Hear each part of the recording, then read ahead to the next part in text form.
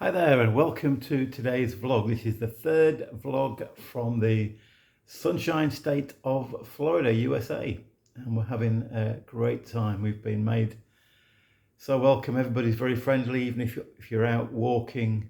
Everybody says hi, good morning, hello. So it's a very friendly place. That's what we've found, and we've been doing a little bit of exploring. Yesterday we went to the wonderfully named Lettuce Lake Park, which is a bit like a tropical, swampy, uh, foresty area with a wooden walkway, which you're able to walk along and look at the beautiful scenery, see some of the uh, wildlife around, and we even saw our first alligator, albeit a baby one, which was great to see. I don't mind looking at alligators as long as they're not too close. Tomorrow, we're going off to a place called Sarasota, which we've been recommended, staying overnight, coming back the day after, and we've got a few things to see there, including the Ringling Museum. Ringling was the chap who I think was very much involved in the invention of the Barnum and Bailey Museum, so Barnum Bailey Circus. So we're looking forward to that and catching some more sunshine. So it's a great place to be, and we've got another couple of weeks here. But of course, when you visit a new country or a new area, you've got to recognise that there'll be some things that are different. For example, I've been doing the driving, and here we drive on the right-hand side of the road, which takes a bit of getting used to. And there are various rules to take note of. One of the complicated things is when you come to a junction, the lights are not where our lights would be, but usually they're on a gantry above your head, and the lights don't always align exactly with the lanes. So it can be a bit complicated, especially if you're turning right or left.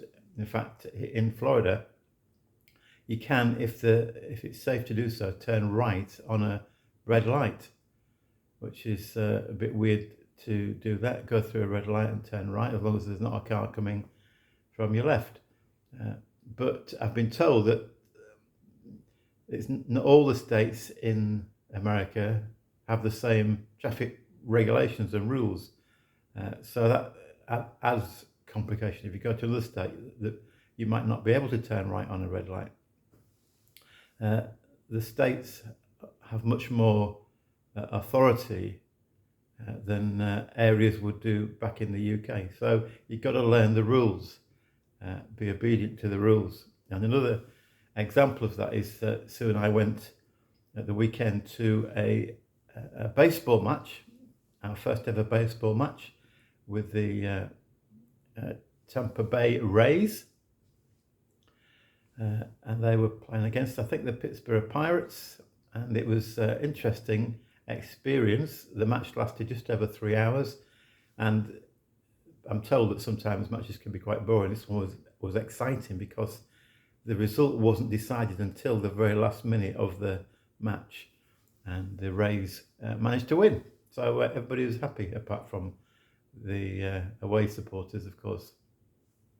So we went to this baseball match. It was a great experience, but somebody had to come and kind of explain the rules to us, what was going on. I kind of understood some of it, but some of the intricacies of the rules were a bit complicated to grasp. But when it was explained to us, we kind of understood at least most of it, and it's a bit like our English rounders, but more complicated. And this is a professional game, of course, one of the most well-supported sports in the United States.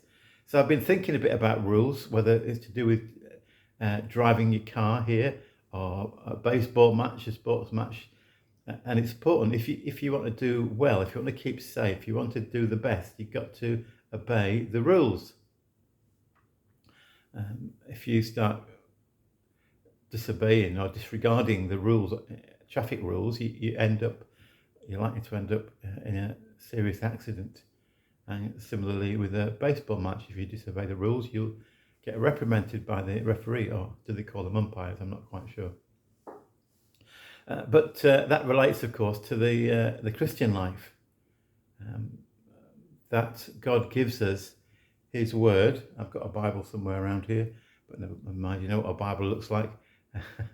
And God gives us his word as a guide to life, as a revelation of his self and his purpose. But also he teaches us through his word the way that we are to live. So we've got to take note of what God says in his word. We've got to take it seriously. We've got to live by it. There's an old saying that I heard many years ago, which says, for the best results, follow the maker's instructions. So we've got to take the scriptures seriously. We've got to live by them. We've got to read them, feed on them. But we can't just disregard the bits we don't like. We've got to take it on board to live as God would want us to do. That's the way to live the Christian life. Anyway, that's all from Florida this time. We'll have more next time in a few days' time. So God bless you. Thank you so much for listening today.